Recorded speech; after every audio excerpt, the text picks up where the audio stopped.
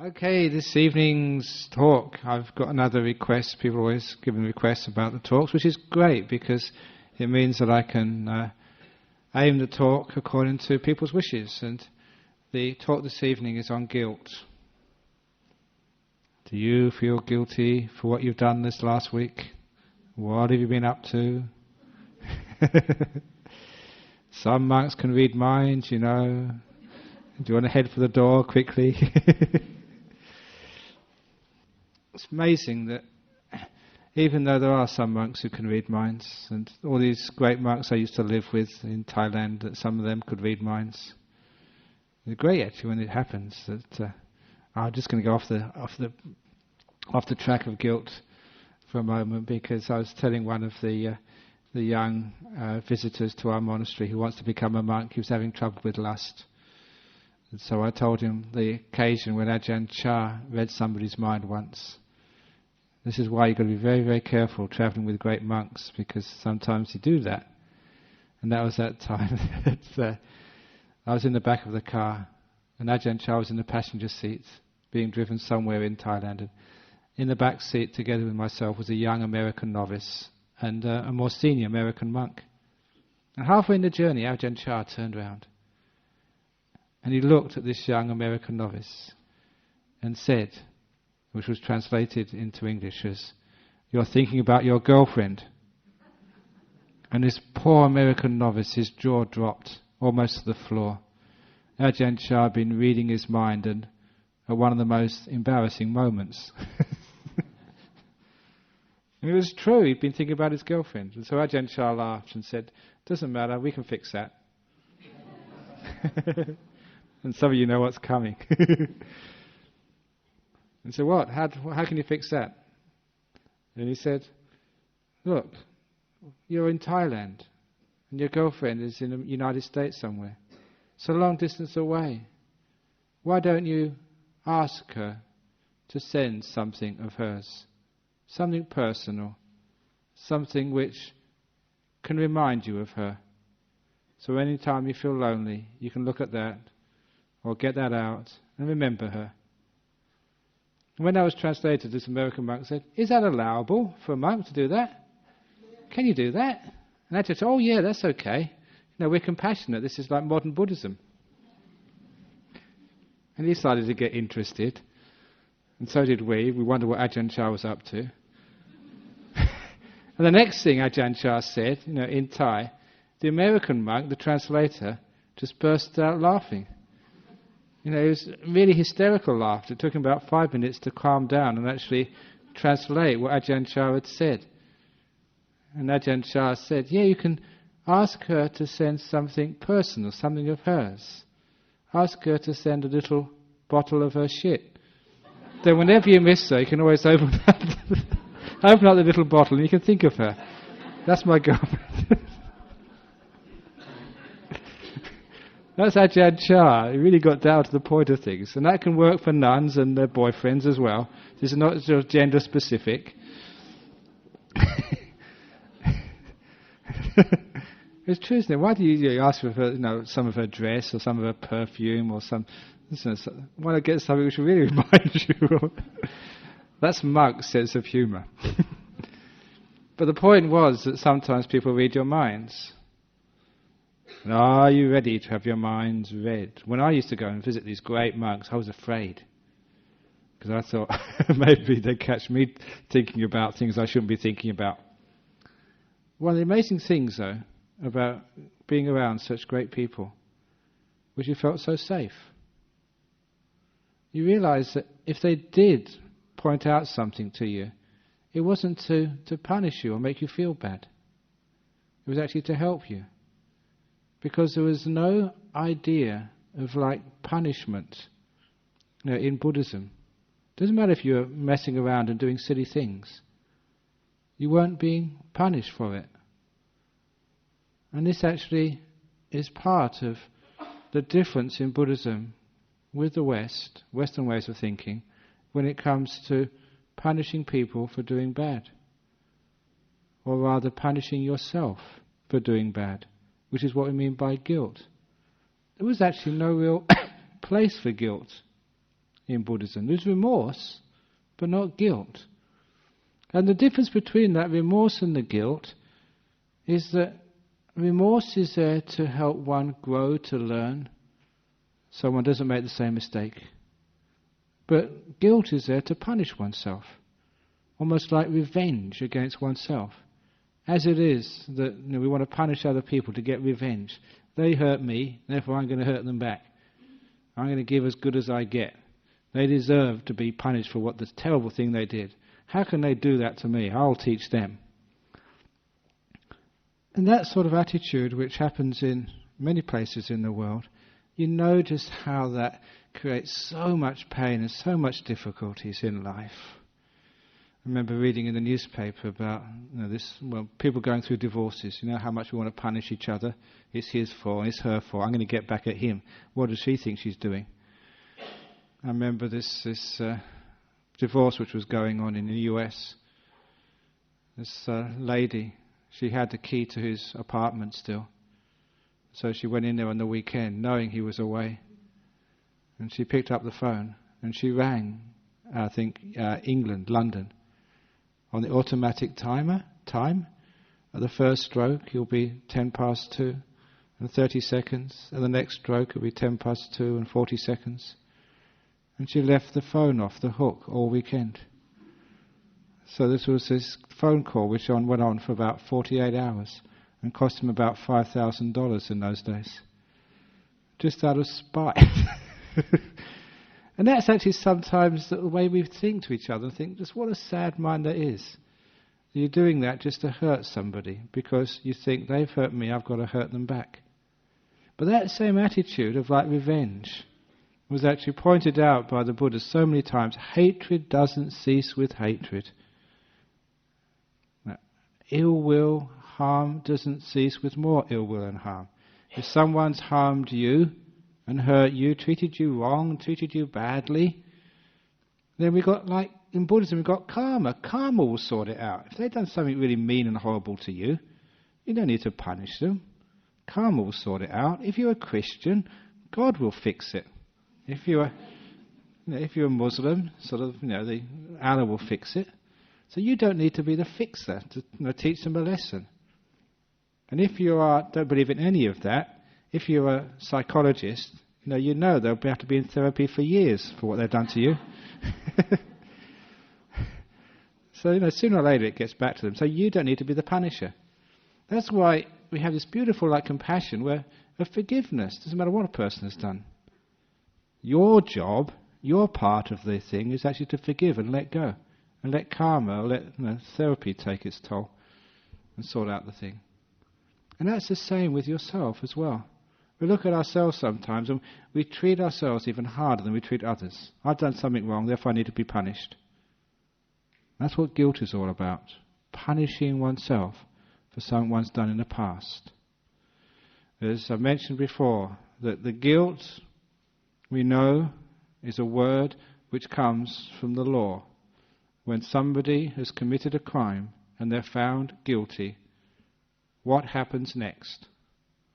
Sentencing, punishing, penance. And that's been part of our Western legal system for a long time. As soon as guilt comes, the next thing is penalty, penance, punishment. And unfortunately that doesn't work. Because what happens if someone has done something wrong and they get penalized or punished? What it really teaches them is, number one, not to get caught again. Because it's not really telling them why they should be doing that in the first place. What the reason is, why that is the law, why you should do these things. There is a very important part of training somebody, as in training yourself. This is a great tip for mothers or fathers, a great tip for bosses or for abbots of monasteries. And it's a great tip for you, the boss of yourself, especially in your meditation. It comes from the Chinese art of war. It's the story of the general who had perfect discipline in his army, in his regiment, much better than any other general. And the emperor wanted to find out what his secret was. And the secret was, I only tell my troops, my soldiers, to do what they want to do. That's why they always follow my orders. Imagine that with your husband, only telling him what he wants to do. Then he'll always do what he's told. Or telling your child, your son, your daughter, only telling them to do what they want to do. Then they'll always do what they're told, won't they? They'll be the perfect son and perfect daughter. You can tell all your friends, oh, my son, my daughter, he always does what he's told. Because I only tell him to do what he wants to do. Now, of course, you think that must be stupid, but there's something more profound in that saying. How can those soldiers want to get up so early in the morning? Because discipline in an army is very strong. How can they want to go and train hard all day, go on long marches? How can they want to actually to go into battle and fight and get wounded? How can anybody want to do that? And the point was, what the general was really pointing to was inspiration, motivation. He'd motivated his soldiers to actually to want to do this, out of patriotism or whatever. It was a motivation came first. Inspiration, teaching, encouraging. So when it came the time that he asked them to go into battle, they wanted to. With your child, when it comes to time to tell them to clean up their room, if you've motivated them, encouraged them, inspired them, think, oh, wonderful, I've been waiting for you to ask me to do that. What a wonderful thing. And then they'll always follow orders. You've got to motivate, give them the reason why to do good. Punishment hardly ever works. And it's the same with yourself. When you do make a mistake, punishing ourselves, does that really make you any better? Does that really help you not make the same mistake again? Or does it put you into denial? I didn't do that. It wasn't me. It was somebody else. He made me do this. I remember when I went to visit my mother in England some years ago. I saw in the newspaper there was this televangelist, I think Jerry Falwell. And he'd been sort of all this fire and brimstone about, you have to be a good person and believe in Jesus and all this sort of stuff. And he'd just been caught with a prostitute. He'd actually been cheating on his wife. And I heard about this, and I asked my mother to turn on the news, and I saw him in there. He said, the devil made me do it. The devil made me do it. You just deny you did it. Don't blame anybody else.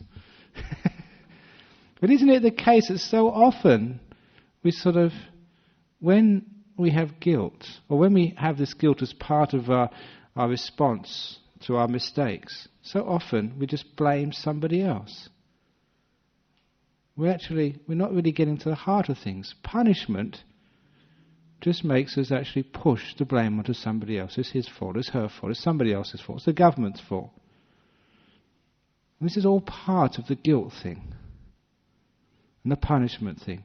So instead of having that, there's another way of dealing with these things in Buddhism, and this is traditional Buddhism from 26 centuries, of when there's a mistake made, there's what we keep calling in Australia the AFL code.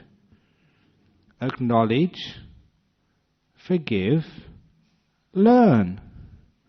The AFL code. What we really mean here is that there's no punishment involved. There's no sort of, trying to beat someone or give them a penance or make them wash the dishes all week because of what they did. There's acknowledge, first of all.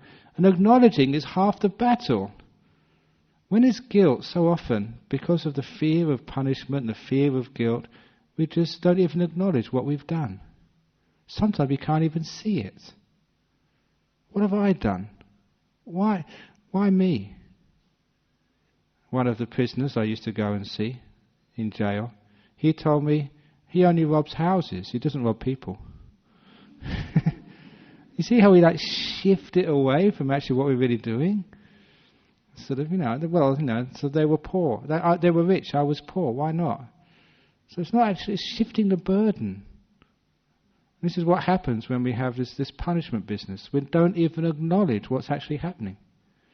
So in Buddhism, we have the idea of like acknowledging our faults, bringing them up to the surface, not through fear, because it's fear of the punishment, fear of what will happen, is actually what stops us acknowledging the truth of what we've done. It's marvellous when you have people you can go to and you say, I've made a mistake, I've done something wrong. And you know they're not going to punish you. They're going to understand. Then you don't fear going up to a person and telling them, acknowledging to them. So often there's too much fear. At least in a family, we should have enough love and trust, which is part of love, to not fear each other. So if you've made a mistake and done something wrong, you can go up to your partner and expect to be understood. I've done something terribly, terribly wrong. This is what I've done. And not to expect to have punishment. Because when there's punishment, there'll always be fear. That's why we don't open up to each other. This is what would always happen with monks like Ajahn Chah. You go up and say the stupid things you've done, and he wouldn't punish you, he'd laugh. He'd think, what an amazing, wonderful, funny thing this was. And he'd tell everybody in the next sermon. And make everyone else laugh as well. Like little stupid things. I remember once I went up to his hut once. I was just learning Thai. And it's a very poor monastery in those days. And I needed some soap, to sort of wash myself. And the word for soap in Thai is something like sabu. And the word for pineapple is sapo. And I got them mixed up. And so actually, when I went up to Ajahn Chah, I asked for a pineapple. And he looked at me and said, what do you want a pineapple for? And I said, to wash myself. And he cracked up laughing, almost fell off his seat. He told everyone else that these Western monks, especially him, Brahmavamso, he likes washing with pineapple. So instead of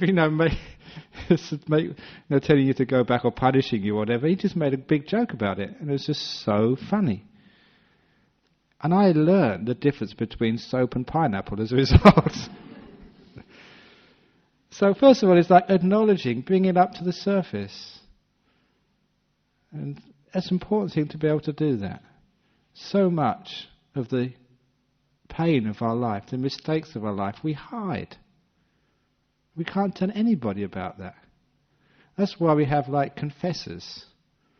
People we can go to, who we can tell these things to, knowing that we're not going to get punished. Know that it's not going to be to our disadvantage. Just people we can open up to. And monks and nuns are like that. You can go and open up to monks and nuns, and usually they don't tell anybody, but sometimes we do. Because I remember one of these stories. This lady who was dying of cancer, and very often that sort of when they're dying of cancer, they want a bit of help about how to die. And monks are great at knowing how to die. We died many times, so we're pretty good at it. So I was helping her how to die, and giving her a bit of counselling. And one of the things we do as a monk, as a counsellor, I asked her, "What's the worst thing you've ever done in your life?" It's a great thing to ask that question if you've got that trust between you. What's the worst thing? What's the worst thing you've ever done in your whole life? What is it? It's very hard. Sometimes you wouldn't like to tell anybody, but she's about to die, so she told me. I actually promised her I wouldn't tell anybody, but I've broken that promise. I told thousands. Because it's a very funny story. It's actually quite sweet and quite moving. I thought, it's really nice. Because after a while I got it out of her. She said that once she kissed somebody else's husband. I said, only once? She said, only once. And I said, for about 65 years. I said, that's not bad. If that's the worst thing you've ever done, kissing somebody else's husband. And when actually she said that, and it came out, and I sort of laughed, and I wasn't sort of giving her some sort of penance or penalty, I could see she had so much relief.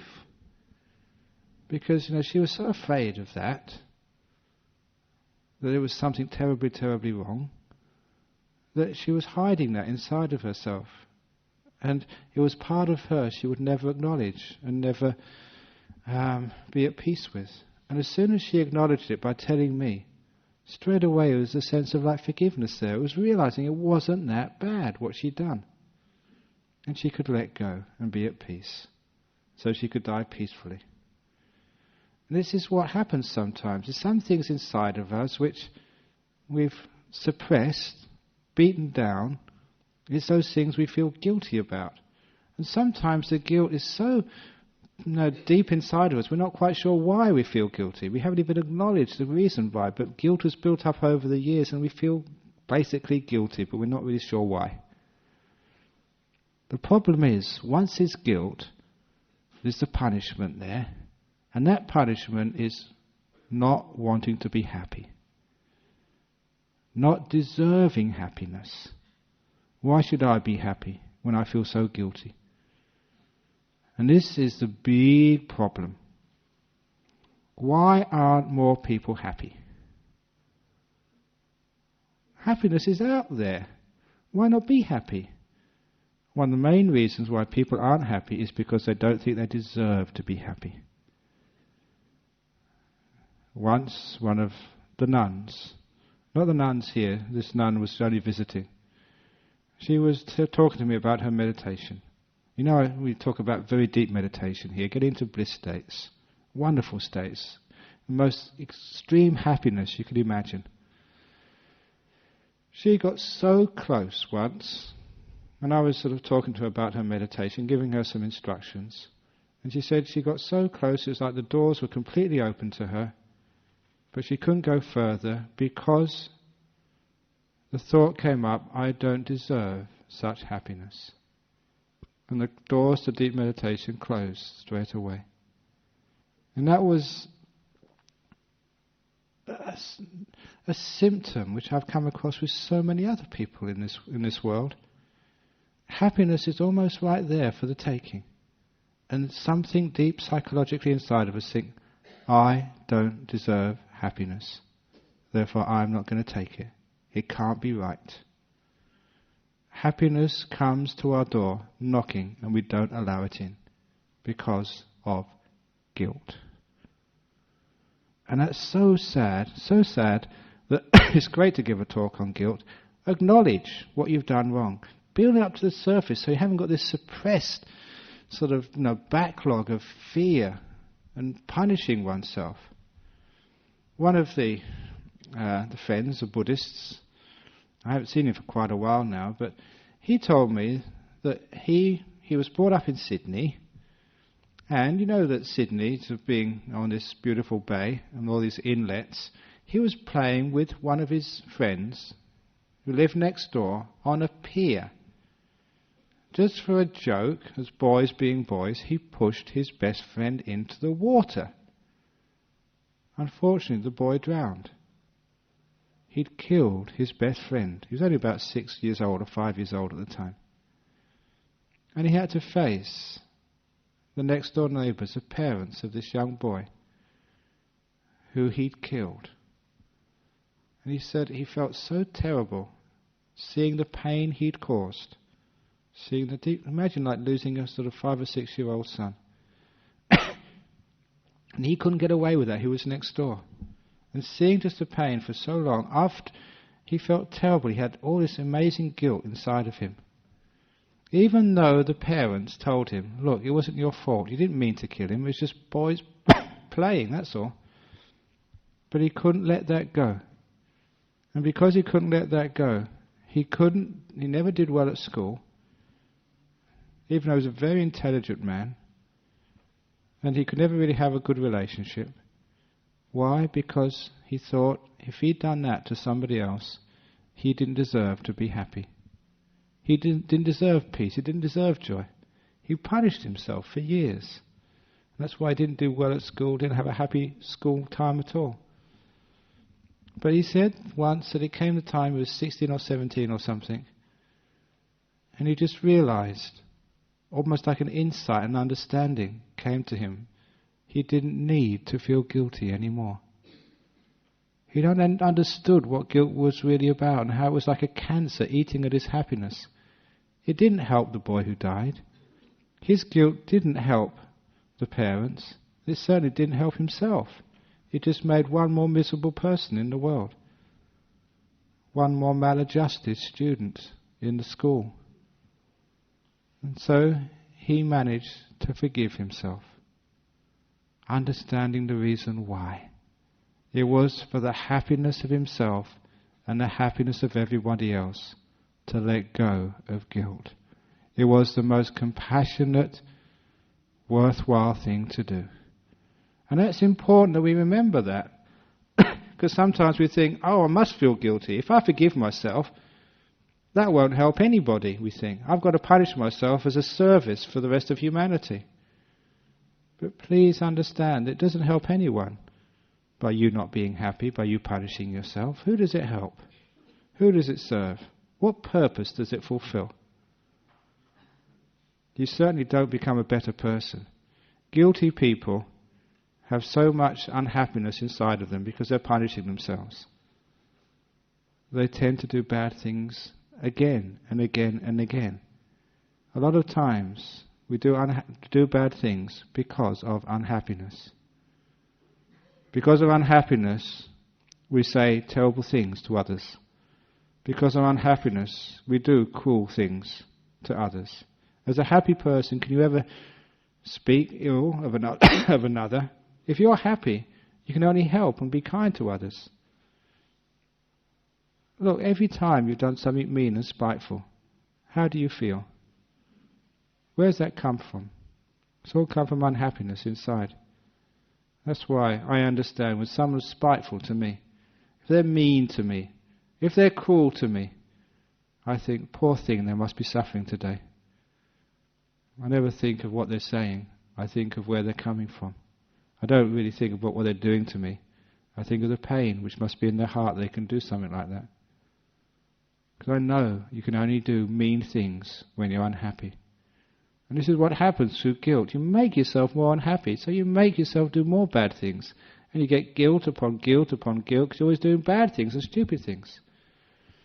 So instead of guilt, we have acknowledging, bringing it up to the surface, what have you done? And then forgiving. Forgiving is giving yourself an amnesty.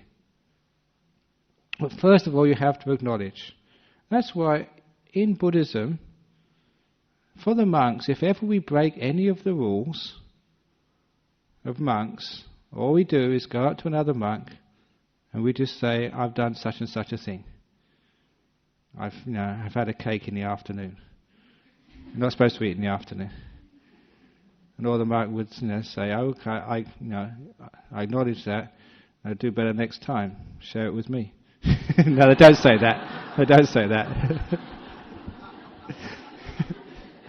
No, we're very good monks.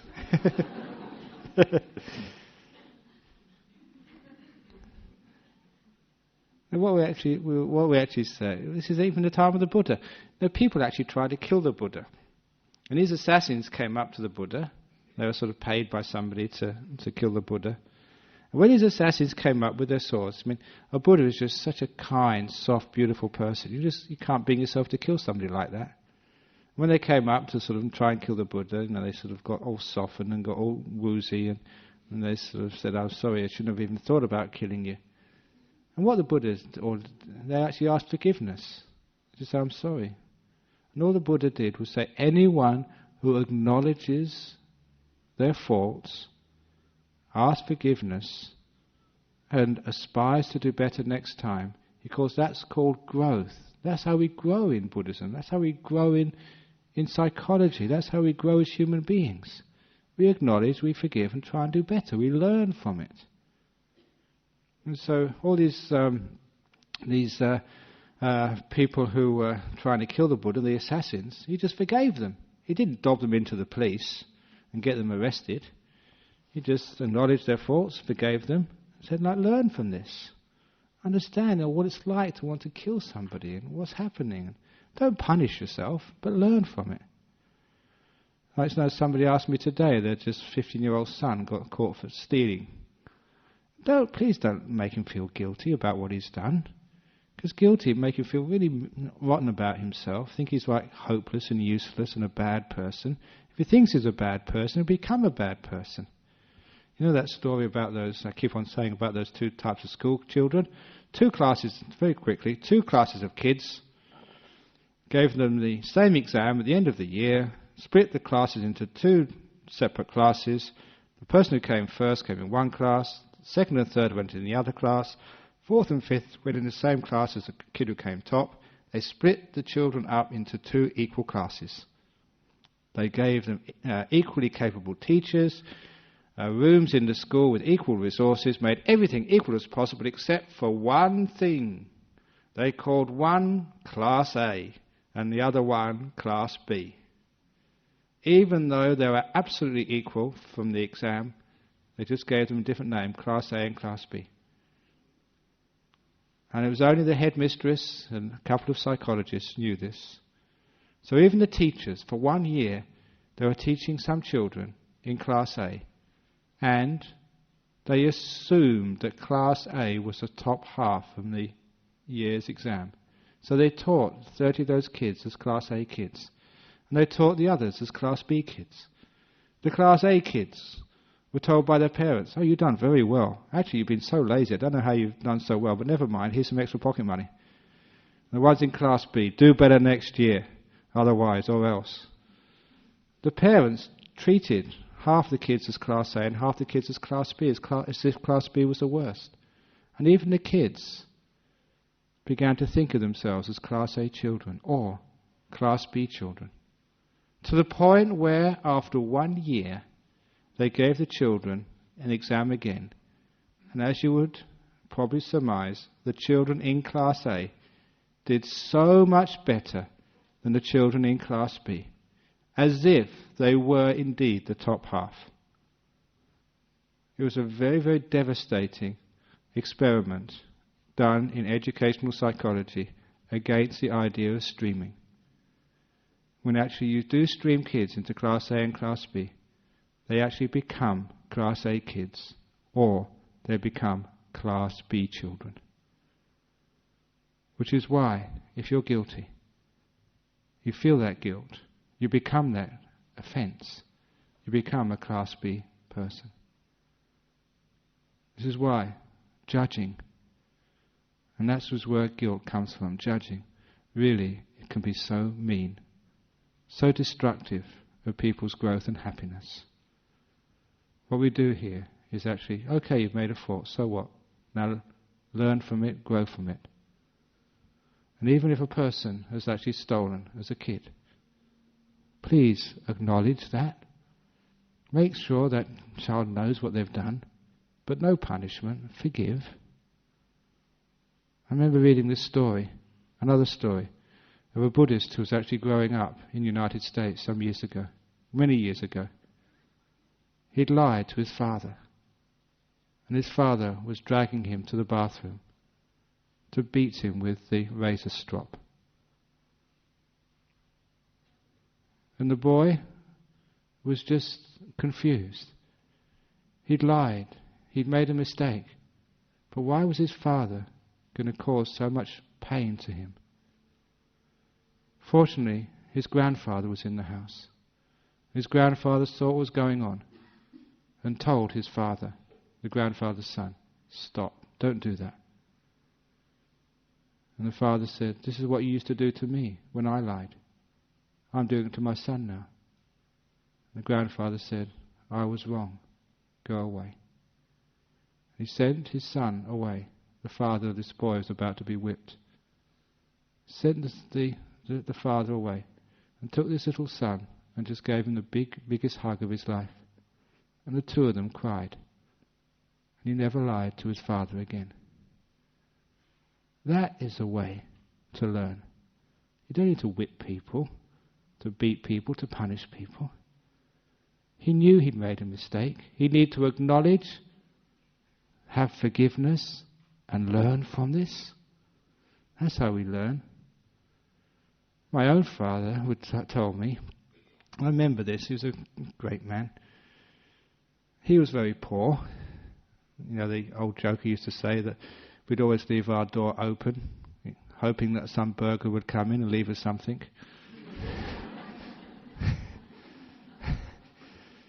He was really poor. I remember actually that there was one, when I was very young, this was part of my family folklore, that, you know, we used to have these open fires in England because it was very cold. It had a pound note on the shelf above the fire. And the draft caught the pound note and it flew into the fire and burnt. My father sort of tried to reach out and save it and burnt his hand. My mother burst out crying because money, a pound note, meant so much to them. But my father told me once, he said, "Son, if you want something that bad, you want to steal it, don't steal it. Ask me, I'll buy it for you." When I realised how poor he was, and I realised he would do that. If I wanted something that bad, I was willing to steal it. He said, "Don't steal it, I'll buy it for you." When he told me that, there's no way I was ever going to steal. Actually, I stopped wanting things because I knew he couldn't buy it. But I realised if that's how important it was for him that I wouldn't steal, I never would. That's how we learn. Because we learn just what it does to other people when we make mistakes. How it hurts others. Which is why all morality, all goodness and badness in Buddhism is very, very simple, just really to the heart. Keep it simple, keep it truthful, and keep it easy to understand. What ethics is? You know, they have professors of ethics who write all these big books. And what the Buddha did, he just cut right through all of this and said, if it hurts another person and it hurts yourself, that's bad. Don't do it. If it hurts, we know what hurts and harms. If it gives happiness, if it helps another person or helps oneself, that's good.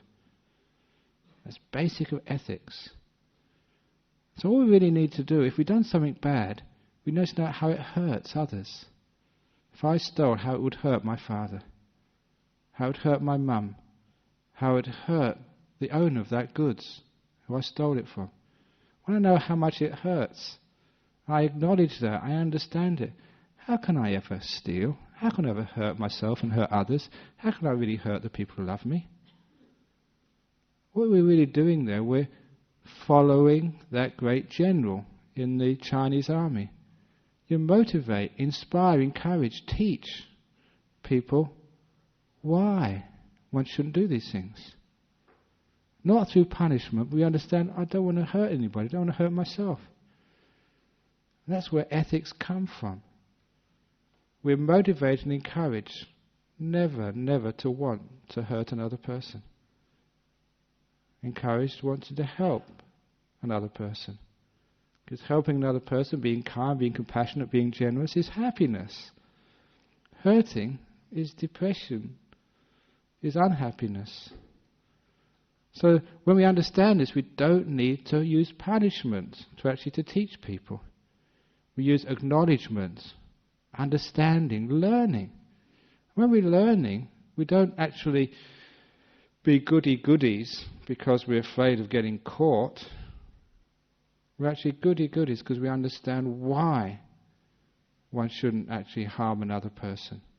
And it says on that statue, the teachings of the Buddha, to do that which is good, to avoid that which is harmful, to cultivate the mind. This is a teaching of all the Buddhas. We do this because we want to bring happiness into the world and happiness to ourselves. We want to sort of somehow heal the pain in the world, to stop the suffering in the world. And this is actually how we do it. So we start with ourselves. Whatever we've done in the past, acknowledge it. Don't sort of hide it and think it didn't happen. Face it courageously, not fearing you're going to be punished for this. Acknowledge it, and then take this huge step of faith and forgive. No punishment. It takes courage to do that because it goes against the culture of the West. Forgive. Just like that grandfather forgave his grandson who was about to be beaten. Absolute forgiveness. Far more effective. When one gives that sort of forgiveness and learning, we understand the stupid things we've done. There's no need for guilt anymore. We have remorse, we're sorry what we've done, but we use it as a learning to try and do better next time. Can't you see that's the way we become better people? We actually free ourselves from the past. And that opens the door for happiness to us. We realize we don't need to be punished anymore. We had that little boy, who pushed his best friend into the water. The insight, the understanding, the enlightenment came up. I don't need to punish myself anymore. It's all right that I'm happy. When it's all right that you're happy, you find you can have relationships with other people in this world. Open ones. You can really open yourself up to other people because you don't fear of opening up these black corners of your heart because you're afraid of punishment. You can say these things to other people and you can be accepted with kindness and love. You know, you don't need to be told off. You've been telling yourself off for years. You need forgiveness, acknowledgement, forgiveness and learning. That way that we don't have to stop ourselves enjoying this world, enjoying happiness.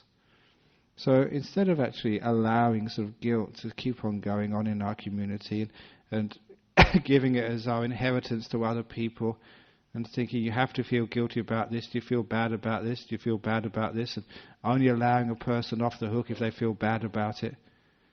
I was actually saying this in a law lecture in the law school in UWA a couple of years ago.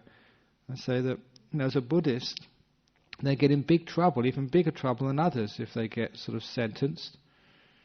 Because one of the things which the judges take into consideration is whether you feel guilty or not. Imagine some Buddhist has done something bad. They say, we've let that go. See, you don't feel remorse an extra couple of years. Really unfair. But the point is, we can give forgiveness to ourselves. And sometimes the way to do that, if you have got something you feel very guilty about, you don't need to go and even see a monk or a nun to tell them. Just tell yourself, bring it up. Acknowledge what you've done. Think about it. Make it clearly conscious.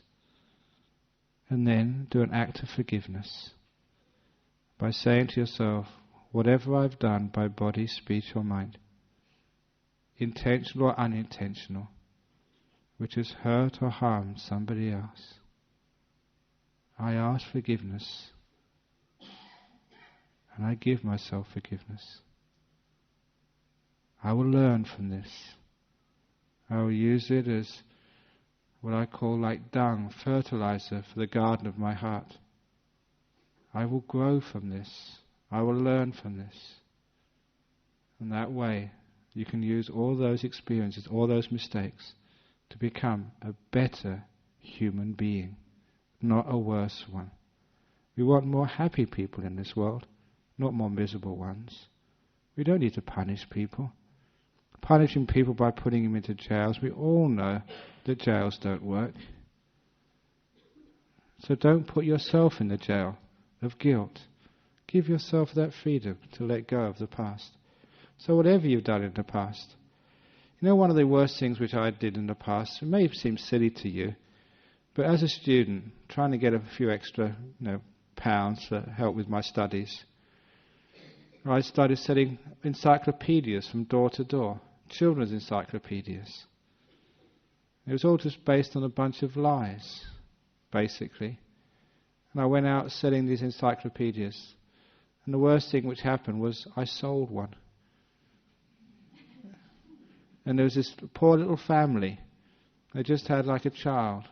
And I was taught to do this by the sales reps. And make them feel guilty if they don't buy this encyclopedia. Make them feel like they're depriving their child of a decent education. Make them feel like they're rotten parents if they don't buy this book. And this poor family were just so soft and had their first child. And I tricked them basically into buying this book. Oh, I felt so guilty after that. For years I felt bad about that. I felt guilty. I'd done something rotten and bad. You know what happened? I told that here in sort of Nollamara about 10 years ago, and someone came up to me and he said, I don't know if it was you, the chances are it wasn't, but when I was small, a person came round my house selling encyclopedias, children's encyclopedias, and my parents bought one, and that was the best books I ever had. I love those books. Well, I feel so good after that. I've been torturing myself for years and years and years, thinking I'd done something really terribly wrong, and actually it turned out it might have been even good. Have you ever done the same? So acknowledge and forgive and learn from these things, so you don't need to feel guilty about what you've done in the past. If you're going to look at the past, look at all the good things you've done in the past. Why is it that when we look in the past, we always think about the bad things we've done, the awful things we've done, the terrible things we've done? If you're going to actually look in the past at all, how about looking at the good things you've done, the wonderful things you've done in the past, the beautiful times you've had together? Doesn't that make more sense? Creates more happiness. You don't just learn from mistakes, you learn from successes as well. When we talk about the law of karma as Buddhists, too many people think that the law of karma is, I've done something bad, therefore I've got to be hurt. It's always a negative side of karma. So, you're having a bit of a headache, and you think, I must have hit somebody in my past life. Someone has robbed my house, therefore I must have been a thief in my last life. I owe them back. Why is it when we look at karma, even as Buddhists, we always think about the rotten things which happen. We try and find the cause for the unfortunate things which happen in life. But it's too few people that look at the law of karma in Buddhism and thinking, I'm happy. I've got a nice relationship. I'm having a wonderful time today. And thinking, that's because of my good karma. We can learn even much more from happiness than we can learn from pain. We learn the causes of happiness. I'm well fed today. You've had a good meal. That must be because you've been generous to starving people in previous lives. That's why you're well fed now. You deserve this. You're living in a nice house, probably because you've helped homeless people before. You're reasonably healthy in your body because you've cared for sick people. All of these things which you've done, don't just look about the causes for your illnesses. Look at the causes for your health. Don't just look at the causes for your misery. Look at the causes for your happiness. And then you don't just avoid doing bad things. You put a lot of effort into doing good things. The causes for happiness in the future. This is actually when we understand that it's not just guilt, looking upon the bad things we've done in the past. How about looking at the good things you've done in the past, which have created happiness now, the things you're proud of, the good things which you've done, which created happiness, prosperity, harmony, peace in the world, or at least in your world. Look at those and praise yourself for it. In Buddhism, we don't think of punishing people for their faults. We certainly think of praising people for their successes. It's completely opposite of guilt. We feel good about ourselves for having been good people, done a good thing, being kind, being generous. Every time I've been generous, because of Buddhism, I haven't just thought, okay, forget about that, otherwise you get proud. Every time I've been generous, I've thought about it. When I thought about it, remembered it, it makes me feel happy, it makes me feel good. Why not? Don't you want to feel happy? Don't you want to feel good? So you look upon your past and look upon all the good things you've done and celebrate them. The old saying, flattery gets you everywhere. So how about flattering yourself? Say what a good person I am. Why not? Because mostly you are a good person, people. You're much more good in you than bad when it comes down to it. But why not sort of focus on the good? Instead of feeling guilty about the bad, how about praising the good? So we acknowledge the goodness And we celebrate our goodness and we learn from it. What's that, the ACL code? Was that anything? ACL? I don't know, anyway. Acknowledge, celebrate and learn. Learn to do it again. And that way we become happier, more peaceful, more progressive people. We understand that mistakes are our growing pains. It's how we learn in the world. We have to accept mistakes, allow mistakes, learn from mistakes, and don't carry our mistakes like a ball and chain around our heart for the rest of our life. The doors of the prison of guilt are always open. At any time we can walk out. It's only ourselves keep those gates locked and refuse to walk out. That's why it takes courage and faith to forgive ourselves, to let go. That's why we have these little ceremonies, little forgiveness ceremonies. To be able to say to yourself, whatever I've done, now or whatever, the door of my heart is open to me. I forgive. I let go. Come and be at peace with myself. When you can let go in those little ceremonies in your heart, forgiveness ceremonies, you're free of all that pain which stops you growing. Guilt again is like putting a rock on top of a flower. You can't grow. Forgiveness is taking that rock off so you can grow to your own delight and for the happiness of others. So be careful of guilt. Understand guilt. Understand that it's part of our character which is being conditioned, and it's not a skillful conditioning. Use the code, acknowledge, forgive, learn. Use that on other people as well, so you don't punish others. Acknowledge, forgive, learn. And that way you'll find you're creating happiness in others, and you're creating happiness in yourself. Letting go of the guilt means you're free to be happy. And this is what I wish for others. Surely it's what you wish for yourself. So whatever you've done in the past, you are all forgiven. Everything. And that forgiveness goes from now and into the future. That's what sometimes when people ask forgiveness, I say you're forgiven in the past, present and the future, so you don't have to ask forgiveness ever again. Isn't that wonderful? It's called efficiency.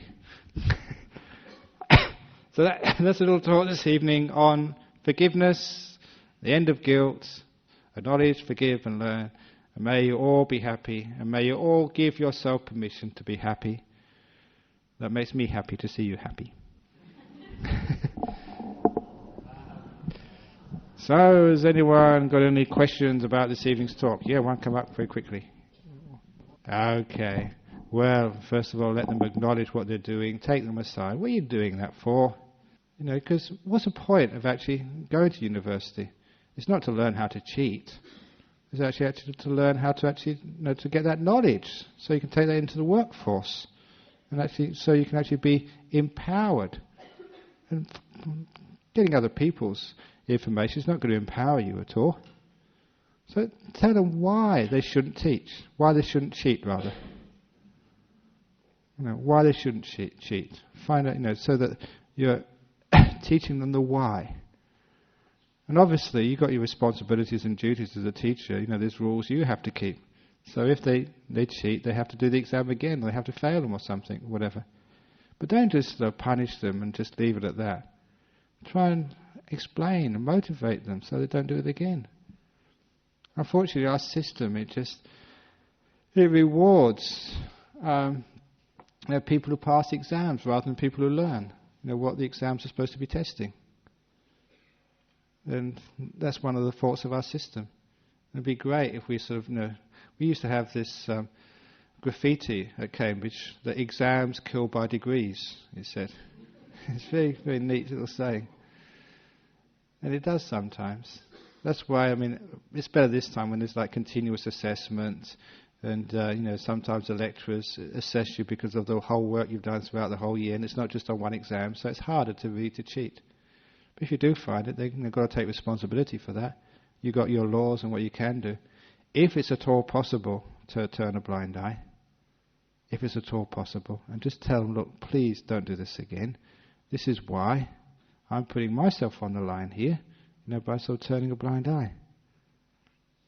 I'm not doing this out of weakness. I'm doing this, like I could fail you just straight away. So why did you do this? Now you're here to learn, not to cheat.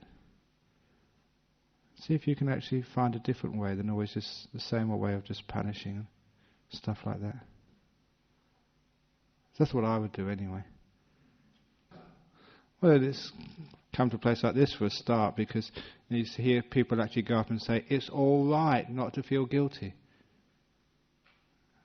And it's allowable. It's not against the law to forgive yourself. And the more people who go out there and say that, it's encouraging other people to give forgiveness. Because sometimes people say, can I do that? Is that right? Will things get terribly, terribly worse if I forgive all these things? That's the fear that things will go terribly, terribly wrong. And the more it's encouraged to forgive, and the more you see forgiveness happening, like I was encouraged by my teachers, you do stupid things and say silly things and be really idiots sometimes, and all they would do, they'd never punish you, they'd just laugh. It was a big joke. You actually were giving them happiness. And so encouragement is a way to overcome that fear. Obviously, there is what we call in Buddhism double guilt. Now you're guilty, and you feel guilty about feeling guilty. And that usually happens for people who come here. Because they think, Ajahn Brahm says you shouldn't feel guilty. But I feel guilty. I feel bad about feeling guilty. And that's called double guilt. And then some people have treble guilt. They feel guilty about feeling guilty about feeling guilty. And it just goes on and on, a complicated mind. So at least get rid of the double and triple guilt. If you feel guilty, just feel guilty. Acknowledge the truth of yourself. And then just find at least some of the ordinary things to forgive. And just chisel away at the lesser offences. And see other people who've also forgiven. Say, oh, you've been a murderer and you've forgiven yourself. You've actually raped somebody and you've forgiven yourself. You can do that. And that encourages people that it's possible and it's good. And it's conducive to the growth and well-being of the whole society. Unfortunately, we've got a very revengeful society which doesn't like forgiving at all. And that's where the problem lies. We are afraid to forgive. Terribly afraid. It's got to be positive forgiveness, if you heard me say before. Not just forgiving and just allowing it to happen. It's acknowledged forgiving, learning. The learning process is part of it. But forgiveness has to come first before you learn. When you're still punishing, you're still denial, afraid, never facing up to what's happened.